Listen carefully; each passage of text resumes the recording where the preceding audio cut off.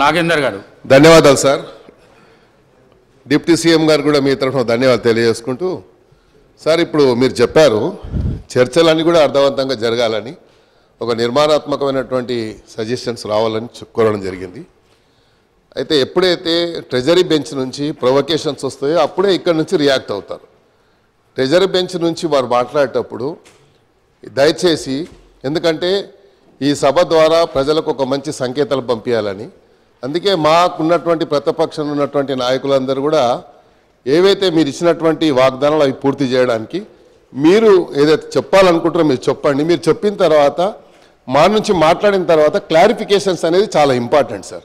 Clarifications ఎప్పుడు అడుగుతాము? సరైనటువంటి సమాధానం రానప్పుడే క్లారిఫికేషన్స్ అడుగుతాం. కానీ క్లారిఫికేషన్స్ అవకాశం ఇవ్వనందుకు చాలా తప్పుడు సంకేతాలు పోయాయి.